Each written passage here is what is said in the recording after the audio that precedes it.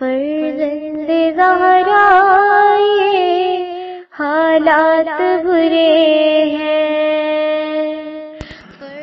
کاشانۂ بصیرت ایک ایسا مکمل یوٹیوب چینل جس پر محروم بصارت کے لیے بالخصوص اور تمام افراد کے لیے بالعموم سینکڑوں کی تعداد میں اسلامی کتب دستیاب ہیں۔ لہذا گزارش ہے کہ آپ اپنی ذمہ داری نبھاتے ہوئے کاشانۂ بصیرت کو سبسکرائب کرنے کے ساتھ ساتھ بیل آئیکن کو پریس کیجیے تاکہ آپ علم کے حصول کے ساتھ ساتھ مذہب اہل بیت کی اشاعت میں بھی اہم کردار ادا کرتے رہیں۔ کاشانۂ بصیرت۔ فرزند زہرا یہ حالات برے ہیں۔ سامعین کرام السلام علیکم۔ کاشانۂ بصیرت کے یوٹیوب چینل سے نورین عباس آپ کے ساتھ ہے۔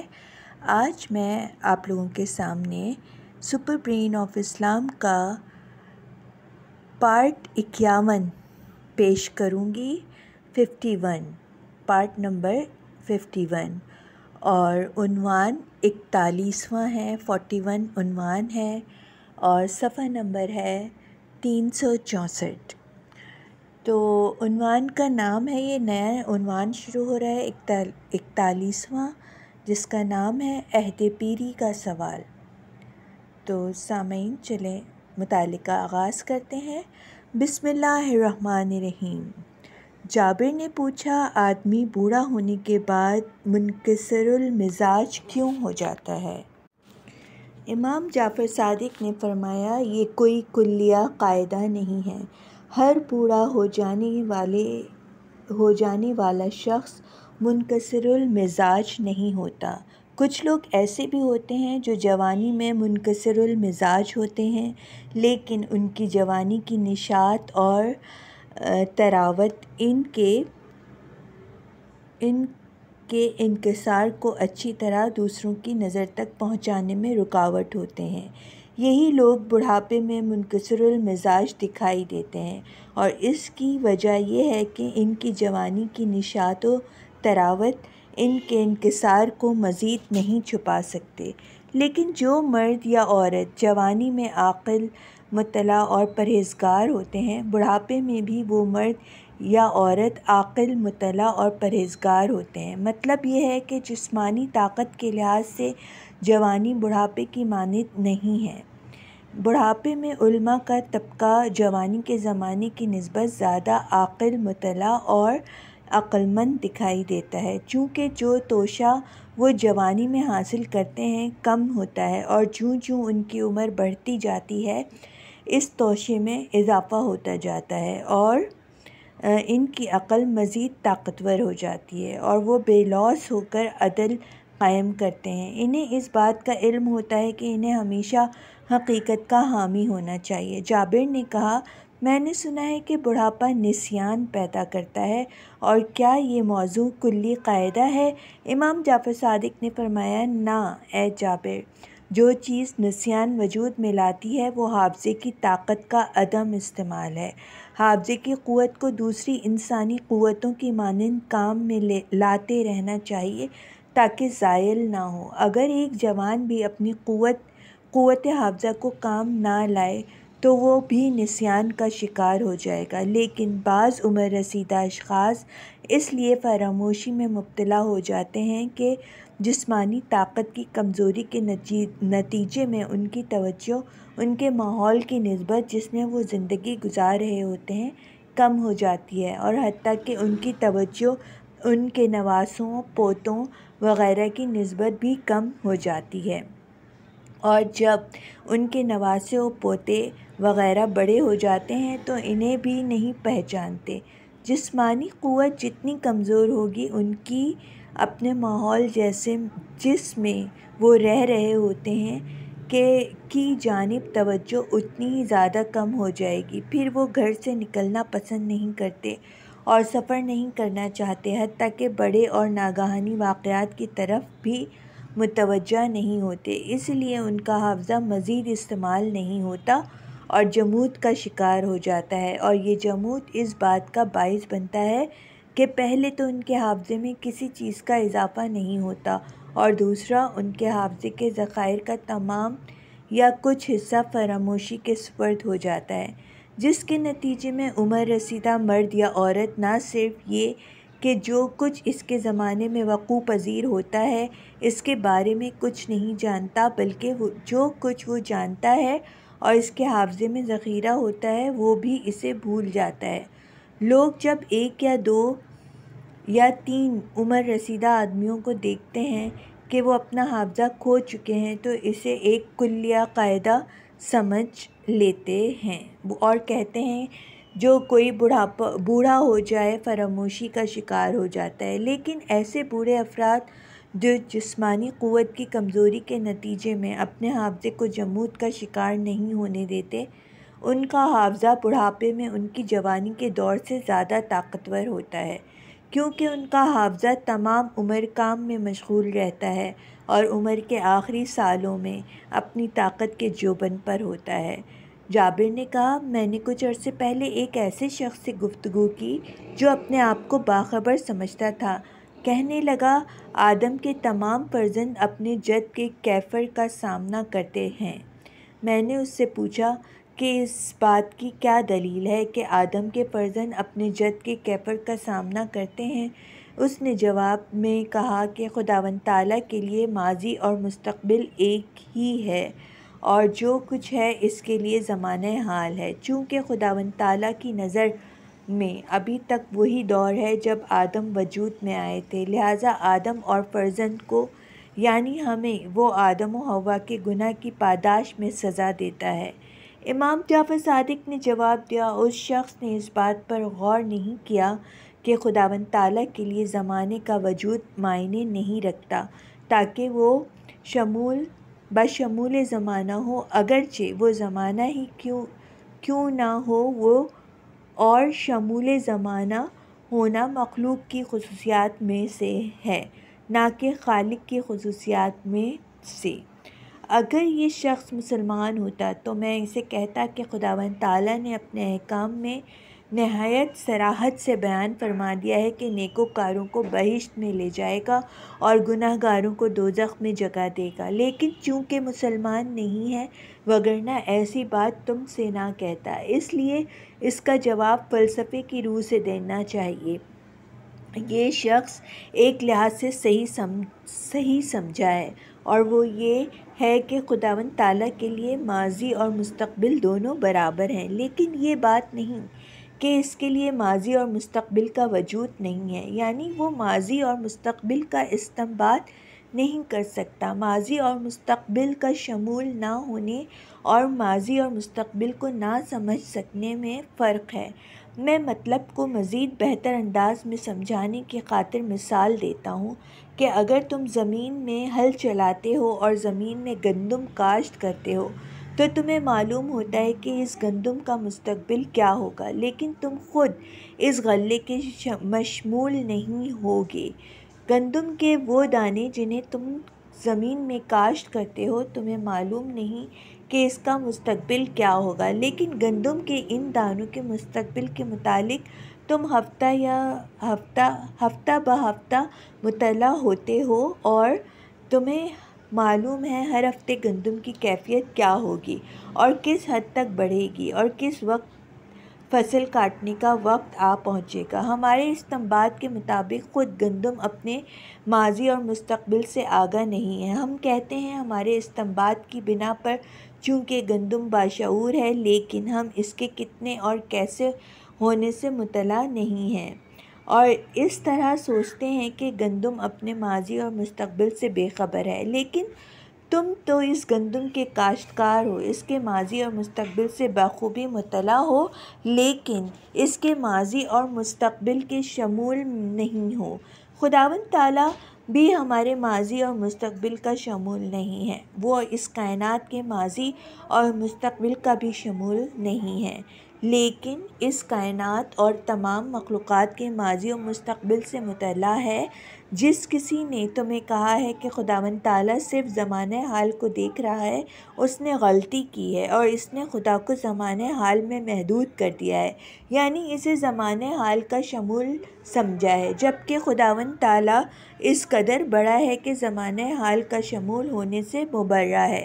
اگر ہم کہیں کہ خداوند تعالیٰ زمانۂ حال کا شمول ہے، یعنی زمانۂ حال کے علاوہ اس کے لیے کوئی زمانہ نہیں ہے، تو دین اسلام کی نظر میں یہ کلمہ کفر ہے۔ اس شخص سے کہو کہ اگرچہ خداوند تعالیٰ ماضی اور مستقبل کا شمول نہیں ہے، لیکن ماضی اور مستقبل سے مطلع ہے۔ اسے معلوم ہے کہ آدمی ماضی میں تھا اور گناہ کا مرتکب ہوا ہے، تو وہ کیفر کردار تک پہنچا ہے اور اس کی سزا یہ تھی کہ اسے بہشت سے نکال دیا گیا، لیکن ہم آدم اور حوا کے فرزند اس کی نسبت سے مستقبل کا جز ہیں، اور خداوند تعالیٰ ہمیں اپنے پہلے باپ کے جرم میں سزا نہیں دے گا۔ اس شخص سے کہو یہ اصل کہ خدا ماضی اور مستقبل کا شمول نہیں ہے، اور یہ اصل کہ خداوند تعالیٰ ماضی اور مستقبل کی تشخیص نہیں دیتا۔ ان دونوں میں غلط فہمی کا شکار نہ ہو، اور خداوند تعالیٰ ہرگز ایک بیٹے کو ماں باپ کے گناہ کے جرم میں سزا نہیں دیتا، اور اس کے بعد بھی کسی بیٹے کو اس کے والدین یا دونوں میں سے کسی ایک کے گناہ میں سزا نہیں دے گا۔ جابر نے پوچھا، پس یہ کیوں کہا جاتا ہے کہ بیٹے اپنے والدین کے ناپسندیدہ اعمال کی سزا کا سامنا کرتے ہیں؟ امام جعفر صادق نے جواب دیا، اس موضوع اور خداوند تعالیٰ کی طرف سے سزا دینے میں فرق ہے۔ جب ماں یا باپ ایسے اعمال کے مرتکب ہوتے ہیں جن کے ارتکاب کی ممانعت ہے، تو یہ اعمال ان کے بیٹوں کی آئندہ زندگی پر اثر انداز ہوتے ہیں۔ مثال کے طور پر شراب پینے کی ممانعت ہے، اور جب باپ شراب نوشی کا عادی ہو تو جو بیٹے اس سے پیدا ہوں گے ممکن ہے وہ ناقص العقل ہوں۔ ایک شرابی شخص کے بیٹوں کا احتمالاً ناقص العقل ہونا خدائی سزا نہیں ہے، بلکہ باپ کے عمل کا نتیجہ ہے جو شاید بیٹوں کو وراثت میں ملے اور انہیں ناقص العقل بنا دے، یا یہ کہ ایک باپ ظلم کرے اور کچھ بے گناہ لوگوں کو قتل کر دے، تو جب وہ فوت ہوگا تو مقتولین کی اولاد قاتل کی اولاد سے قدرتی طور پر نفرت کرے گی اور اسے دوستانہ نگاہوں سے نہیں دیکھے گی۔ اس بات میں کسی بحث یا دلیل کی ضرورت نہیں۔ کیا مقتولین کے بیٹوں کا اس شخص کے بیٹوں سے اچھے تعلقات استوار نہ کرنا اس بات کی دلیل ہے کہ خداوند تعالیٰ نے ظالم شخص کے بیٹوں کو سزا دی ہے؟ ہرگز نہیں، یہ باپ کے عمل کا نتیجہ ہے جو بیٹوں تک پہنچا ہے، اور خداوند تعالیٰ نہیں چاہتا تھا کہ ظالم شخص کے بیٹوں کو ایسے حالات پیش آئیں، بلکہ خود اس نے اپنے بیٹوں کے لیے ایسے حالات پیدا کیے ہیں۔ جابر نے پوچھا، اس طرح تو خداوند تعالیٰ کسی شخص کو اس کے والدین کے گناہوں کی پاداش میں سزا نہیں دے گا۔ خداوند تعالیٰ اس سے کہیں زیادہ بڑا ہے کہ اس طرح کے نامعقول عمل کا مرتکب ہو اور بیٹوں کو ان کے گناہوں کے جرم میں سزا دے۔ جابر نے پوچھا، مجھے معلوم ہے کہ کن فیکون کے معنی کیا ہیں، اور چونکہ میں مسلمان ہوں اس لیے میرا عقیدہ ہے کہ جو ہی خداوند تعالیٰ نے چاہا یہ کائنات وجود میں آ گئی، لیکن میں چاہتا ہوں کہ فلسفے کے لحاظ سے کن فیکون کے معنی سمجھوں، تاکہ اگر اس موضوع کے بارے میں کسی غیر مسلم شخص سے گفتگو کروں تو اسے قائل کر سکوں۔ امام جعفر صادق نے فرمایا، تجھے فلسفے کی روح سے جواب دینے کے لیے ارادے کے بارے میں بات چیت کرنا ہے۔ ارادہ ایسی چیز ہے جس کا وجود ہے۔ اگر ایک توحید پرست سامع میرا مخاطب ہو تو اسے کہوں گا کہ ارادہ خداوند تعالیٰ کی صفات ثبوتیہ کا جز ہے۔ اسے کہوں گا کہ ارادہ خدا کی ذات کا جز ہے، کیونکہ خداوند تعالیٰ کی صفات اس کی ذات سے جدا نہیں ہیں، جب کہ انسان میں اس کی صفات ذات سے جدا ہیں۔ اس طرح دنیا میں آنے والا بچہ دانا نہیں ہوتا اور دانائی اس کی ذات میں وجود نہیں رکھتی۔ اسے دانا بننے کے لیے ایک لمبی مدت تک علم حاصل کرنا پڑتا ہے، پھر کہیں جا کر دانائی جو اس کی ذات میں موجود نہیں ہوتی اس کی ذات سے ملحق ہو جاتی ہے۔ کوئی صنعت کار پیدا ہوتے ہیں ہوتے ہی صنعت کار نہیں ہوتا، اور صنعت اس کی ذات میں موجود نہیں ہوتی۔ اسے صنعت سیکھنے کے لیے ایک مدت تک استاد کے ہاں کام کرنا پڑتا ہے، تب کہیں جا کر صنعت سیکھتا ہے، اور اس وقت صنعت اس کی ذات کا جز بن جاتی ہے۔ لیکن خداوند تعالیٰ میں جتنی صفات موجود ہیں اس کی ذات کا جز ہیں، اور وہ پہلے ہی لمحے، اگر خداوند تعالیٰ کے متعلق پہلے اور آخری لمحے کی گفتگو کی جا سکے، دانا اور توانا تھا، اور جو کچھ جانتا تھا اس کی ذات کا جز شمار ہوتا تھا، اور اس پر ہرگز کسی چیز کا اضافہ نہیں ہوگا، اور کسی وقت اس سے کوئی چیز کم نہیں ہوگی۔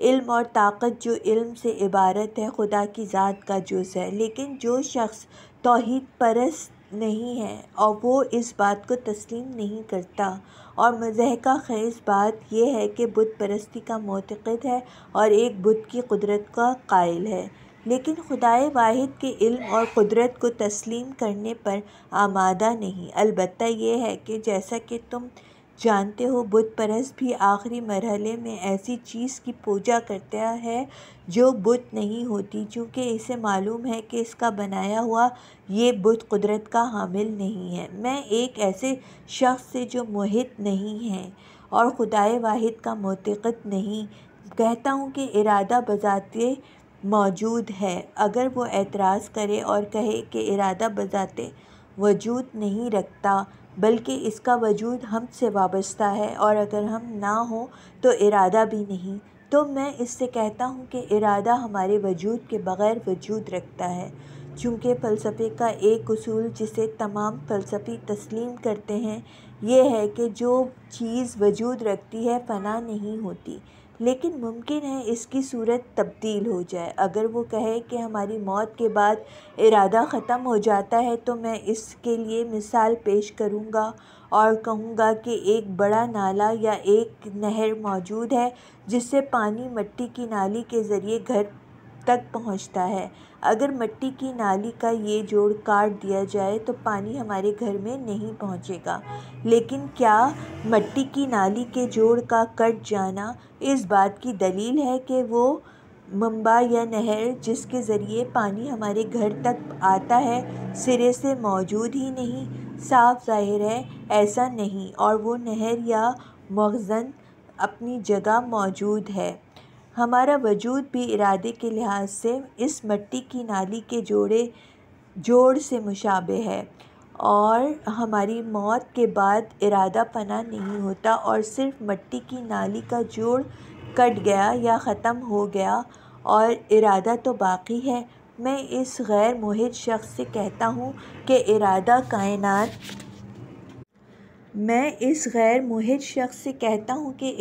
کائنات کا جوہر ہے، اور کائنات ایک ایسا ارادہ ہے جو مشہور، محسوس اور ملموس صورت میں سامنے آیا ہے۔ جس لمحے ارادے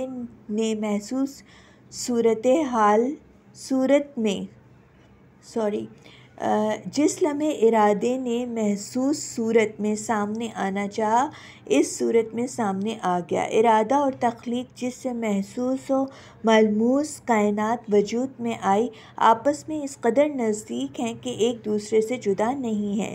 اس میں کوئی حرج نہیں کہ اگر ارادے کا نام روح رکھ دیا جائے، کیونکہ ارادے کی وضاحت اور محسوس و ملموس کائنات کی صورت میں اس سے جو تخلیق وجود میں آئی ہے اس کی روح اور جسم میں کوئی فرق نہیں۔ لیکن جو شخص ملحد نہیں، وہ ارادہ اور اس سے وجود میں آنے والی تخلیق کو قبول کرنے کی نسبت روح اور جسم کے قبول کرنے سے زیادہ آمادگی رکھتا ہے۔ یہ ارادہ اور اس سے وجود میں آنے والی محسوس و ملموس صورت میں تخلیق ہم میں بھی ہے، اور ہمارا وہ ارادہ زندہ رہنے کے لیے اور وہ محسوس و ملموس وجود یعنی ہمارا جسم ہے۔ اور جیسا کہ میں نے کہا ہے کہ آدمی کے وجود میں زندہ رہنے کی طرف مائل ہونے سے زیادہ مضبوط ارادہ موجود نہیں ہے، میں اس شخص سے جو ملحد نہیں کہتا ہوں کہ ارادے نے چاہا کہ اپنا محسوس وجود پیدا کرے، اور وہ محسوس وجود یہی کائنات ہے جسے ہم دیکھتے ہیں اور ہم اس کا جز ہیں۔ فلسفے کے مطابق یہ ہے کن فیکون کے معنی، اور جو ارادے نے چاہا سو وہ ہو گیا، اور محسوس کائنات وجود میں آئی۔ کائنات و ارادے میں اس سے زیادہ فرق نہیں ہے کہ انسان ارادے کو نہیں دیکھ سکتا اور نہ ہی لمس کر سکتا ہے، جبکہ جہاں کو وہ مشاہدہ کر سکتا ہے اور لمس بھی کرتا ہے۔ جابر نے کہا، اس طرح تو ہماری موت کے بعد ارادہ فنا نہیں ہوتا۔ امام جعفر صادق نے فرمایا، نہیں، اور موت محسوس ہونے والے ارادے کے جسم کا جز ہے۔ میں تم سے کہتا ہوں کہ یہ جہان جسے ارادہ وجود میں لایا ہے زندگی ہے، اور تجھے معلوم ہے کہ کائنات میں ایسی کوئی چیز نہیں جو زندہ نہ ہو، اور جامد پتھر بھی زندہ ہیں، جائے کہ درخت، حیوان، انسان، دریاؤں اور سمندروں کا پانی۔ جب ارادے نے کن کہا تو فیکون یعنی ہو گیا۔ زندگی وجود میں آ گئی، اور زندگی میں موت کے معنی فنا نہیں، بلکہ صرف زندگی کے ایک حصے کی ایک صورت کی تبدیلی ہے۔ ولادت اور موت دونوں زندگی ہیں، اور ہمیں موت کو منحوس اور ولادت کو مبارک نہیں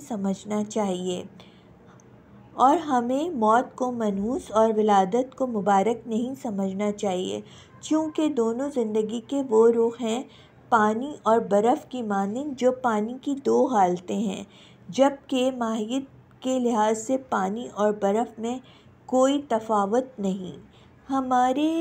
ہماری زندگی اور رہائش بھی اسی طرح ہے۔ یہ زندگی کے دو رخ ہیں۔ جس طرح ولادت موت کو ختم نہیں کرتی، اسی طرح موت ولادت کو ختم نہیں کرتی۔ اگر ہم ولادت اور موت کو ایک لکڑی کے دو سرے فرض کریں تو یہ فرض کیا جا سکتا ہے کہ وہ لکڑی زندگی ہے، جس کا ایک سرا یا قطب ولادت ہے اور دوسرا سرا یا قطب موت ہے۔ ایک محب موت سے نہیں ڈرتا، کیونکہ اسے معلوم ہے کہ موت کے بعد باقی رہے گا۔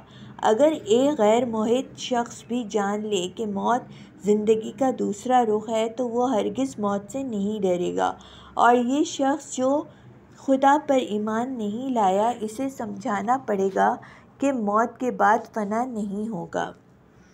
جابر نے کہا، اگر وہ شخص مجھ سے پوچھے کہ ارادہ کن لوازمات اور اوزاروں کے ذریعے زندگی کو وجود میں لایا ہے تو میں اسے کیا جواب دوں؟ امام جعفر صادق نے فرمایا، اسے کہو کہ ہماری عقل اور حواس اس بات کو سمجھنے سے قاصر ہیں کہ ارادہ کن اوزاروں کے ساتھ کائنات کو وجود میں لایا ہے، لیکن ہم دیکھتے ہیں کہ دنیا کن لوازمات کے ذریعے وجود میں آئی ہے، اور جن لوازمات کے ساتھ کائنات وجود میں لائی گئی وہ بھی آج ہماری نظروں کے سامنے ہیں۔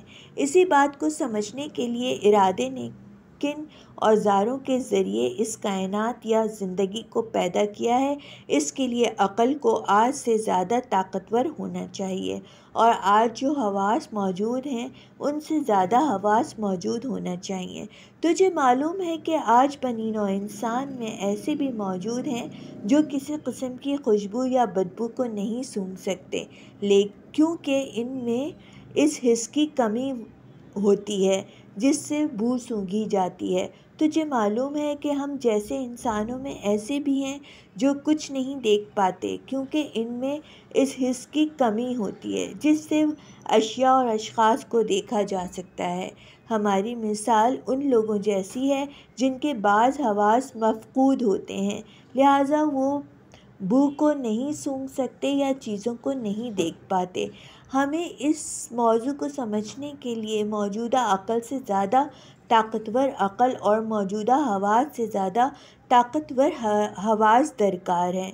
جابر نے پوچھا، کیا ممکن ہے کہ ایک دن ایسا آئے کہ ہم سمجھ سکیں کہ کائنات یا زندگی کسی اوزار سے بنائی گئی ہے؟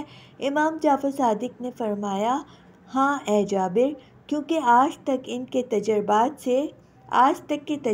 سے ثابت ہو چکا ہے کہ علم جمود اور حرکت کے مراحل سے گزرتا رہا ہے، اور ممکن ہے کہ آئندہ علمی حرکت کے ادوار آئیں اور ان ادوار میں بنی نوع انسان سمجھے کہ کائنات کن اوزاروں کے ساتھ بنائی گئی ہے۔ جابر نے سوال کیا، بڑھاپا کس سے وجود میں آتا ہے؟ امام جعفر صادق نے جواب دیا، انسانی مزاج پر مسلط ہونے والی بیماریوں کی 2 اقسام ہیں۔ ان میں سے ایک قسم تیز کہلاتی ہے۔ ان بیماریوں کی اقسام اچانک مزاج پر مسلط ہو جاتی ہے اور تیزی سے افاقہ ہو جاتا ہے یا پھر ہلاکت کا سبب بنتی ہیں۔ بیماریوں کی دوسری قسم کند کہلاتی ہے، جن کا سفر لمبا اور بتدریج ہے، اور یہ بیماریاں مدت تک مزاج میں رہتی ہیں اور علاج کارگر ثابت نہیں ہوتا، یہاں تک کہ انسان ہلاک ہو جاتا ہے، اور بڑھاپا کند بیماریوں کی ایک قسم ہے۔ جابر نے کہا، پہلی مرتبہ میں سن رہا ہوں کہ بڑھاپا ایک بیماری ہے۔ امام جعفر نے فرمایا ہے، یہ بیماری بعض لوگوں میں جلدی سرایت کر جاتی ہے اور بعض میں دیر سے۔ جو لوگ خداوند تعالیٰ کے احکامات کی پیروی نہیں کرتے اور منکرات سے اجتناب نہیں کرتے، وہ نسبتاً جلدی بوڑھے ہو جاتے ہیں، لیکن وہ لوگ جو خداوند تعالیٰ کے حکم کی تعمیل کرتے ہیں دیر سے بوڑھے ہوتے ہیں۔ جابر نے کہا، میرا ایک اور سوال ہے، اور وہ یہ کہ خداوند تعالیٰ نے جب انسان کو مارنا ہی ہوتا ہے تو اسے جہان میں کیوں لاتا ہے، اور کیا یہ بہتر نہیں کہ اسے دنیا میں مارنے کے لیے نہ لائے؟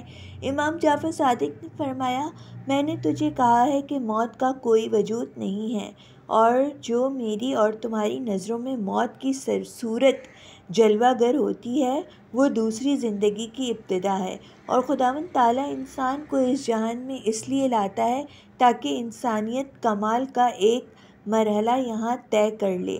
اس مرحلے کے بعد انسان گزشتہ مرحلے سے زیادہ کامل انسان کی صورت میں دوسرے جہان میں جاتا ہے، اور اس جہان میں بھی کامل انسان کا ایک مرحلہ طے کرتا ہے۔ جابر نے پوچھا، تخلیق کا حتمی سبب کیا ہے؟ امام جعفر صادق نے فرمایا، تخلیق کا حتمی سبب خداوند تعالیٰ کی طرف سے تمام مخلوقات حتیٰ کہ جمادات کے لیے اس کے لطف و کرم سے عبارت ہے۔ جابر نے پوچھا، خداوند تعالیٰ نے کیوں لطف و کرم کیا؟ امام جعفر صادق نے پوچھا، کیا تم ایک کریم کے مقصد کو نہیں سمجھ سکتے؟ جابر نے کہا، ابن آدم میں ایسا کم اتفاق ہوا ہے کہ کوئی بغیر کسی مقصد کے کریم ہو جائے، اور انسانوں میں ایک گروہ ایسا ہے جو شہرت اور ناموری کے لیے سخاوت کرتا ہے اور لوگوں سے چاہتا ہے انہیں کریم کہیں۔ امام جعفر صادق نے فرمایا، لیکن خداوند تعالیٰ ایک ریاکار کریم نہیں ہے، اور اس لیے نہیں بخشتا کہ نام پیدا کرے، اور وہ ریاکاری کے بغیر کریم ہے، اور اس نے مخلوقات کو اس لیے خلق کیا ہے تاکہ وہ فیض پائیں۔ لیکن اگر تو یہ پوچھے کہ اس مخلوقات کی تخلیق میں خداوند تعالیٰ کا فضل و کرم کے علاوہ کوئی اور سبب کار فرما ہے یا نہیں، تو میں تم سے یہ کہوں گا کہ یہ سوال نہ کرو، کیونکہ ایک موحد کو یہ سوال نہیں کرنا چاہیے۔ جابر نے کہا، یہ بات واضح ہے کہ میں یہ سوال اس لیے پوچھتا ہوں تاکہ اگر میرا کسی غیر موحد سے پالا پڑے تو اسے جواب دے سکوں۔ امام جعفر صادق نے فرمایا، اے جابر، فلسفے کی روح سے کائنات کو وجود میں لانے کا سبب خداوند تعالیٰ کے فضل و کرم کے علاوہ کوئی اور نہیں ہو سکتا، چونکہ اگر کائنات کو تخلیق کرنے کا کوئی اور سبب ہوتا اور وہ سبب خدا کو کائنات کی تخلیق پر لگاتا تو وہی سبب خدا کی جگہ لے لیتا، اور پھر خداوند تعالیٰ خدائی نہ کر سکتا۔ اسی بنا پر فلسفے کی روح سے کائنات کو وجود میں لانے کا کوئی سبب نہ تھا، کیونکہ اگر کوئی سبب موجود ہوتا تو وہ سبب خدا کی جگہ لے لیتا، اس لیے کہ وہ سبب خدا کو کائنات کی تخلیق پر مجبور کر دیتا، اور ایک مجبور کو خدا تسلیم نہیں کیا جا سکتا۔ جابر نے پوچھا، کیا یہ بات ممکن ہے کہ کائنات کو تخلیق کرنے کا کوئی سبب ہو جس کی بنا پر خدا نے کائنات کو تخلیق کیا ہو، قطع نظر اس کے کہ اس سبب نے خدا کو کائنات تخلیق کرنے پر مجبور کیا ہو؟ فرض کرتے ہیں کہ خداوند تعالیٰ کائنات کی تخلیق کی طرف اس لیے متوجہ ہوا کہ اپنی تخلیق کا تماشا کرے، یا اس لیے کائنات تخلیق کی ہو کہ اپنی خلقت سے لطف اٹھائے؟ امام جعفر صادق نے جواب دیا، اے جابر، کسی کام کو انجام دے کر اس سے لذت اٹھانا یا اس کا تماشا کرنا ہم انسانوں کی طبیعت کا خاصہ ہے، اور یہ دونوں باتیں ضرورت کی پیداوار ہیں۔ ہم اپنی روح کو خوش کرنے کے لیے تماشا کرنے جاتے ہیں چونکہ ہمیں لذت اٹھانے کی ضرورت ہوتی ہے، لہٰذا جب ہم کوئی کام انجام دیتے ہیں تو وہ ہماری نظر میں لذت بخش دکھائی دیتا ہے، لیکن خداوند تعالیٰ جو بے نیاز ہے، اسے تماشے کی کوئی ضرورت نہیں اور نہ کسی چیز سے لطف اٹھانے کا محتاج ہے۔ اے جابر، تجھے معلوم ہونا چاہیے کہ ہماری لذتوں کا زیادہ حصہ بالواسطہ یا بلا واسطہ طور پر ہمارے جسم کی پیداوار ہے۔ ہم بھوک کے وقت غذا کھاتے ہوئے لذت محسوس کرتے ہیں کیونکہ ہمارے بدن کو غذا کی ضرورت ہوتی ہے، اور اگر ہمارے منہ میں زبان یا چکھنے کی حس نہ ہوتی تو شاید ہم غذا کھانے سے محظوظ نہ ہو سکتے۔ اسی طرح ہم پانی پیتے ہوئے لذت محسوس کرتے ہیں کیونکہ ہمارے جسم کو پانی کی ضرورت ہے، اور اگر جسم نہ ہو تو ہمیں پیاس کا احساس نہ ہو تاکہ ہم پانی پئیں۔ ہم باغ کی سیر سے لذت اٹھاتے ہیں، اور اس کے باوجود کہ یہ ایک روحانی لذت ہے، پھر بھی ہمارے جسم سے وابستہ ہے، چونکہ اگر ہم اپنے جسم میں آنکھیں نہ رکھتے تو باغ کو نہ دیکھ سکتے تاکہ اس کے مشاہدے سے لذت اٹھائیں۔ ایک لذت ایسی ہے جس کے بارے میں پہلی نظر میں یہ تصور پیدا ہوتا ہے کہ یہ ایک روحانی لذت ہے اور جسم کی اس میں کوئی مداخلت نہیں، وہ علم کو درک کرنے کی لذت ہے۔ بہرکیف یہ لذت بھی جسم کے رابطے کے بغیر محال ہے، چونکہ ہمارا جسم نہ ہوتا تو ہم کتاب نہ پڑھ سکتے اور نتیجتاً علم نہ سیکھ سکتے، اور اگر کان نہ ہوتے تو علماء کی باتیں نہ سن سکتے تاکہ انہیں یاد کر لیں۔ نہیں، علم کے ادراک کی لذت بھی ہمارے جسم کے اعضاء سے وابستہ ہے اور جسم سے وابستہ ہے، جبکہ خداوند تعالیٰ کا جسم ہی نہیں کہ وہ کسی قسم کی مسرت یا لذت کا محتاج ہو۔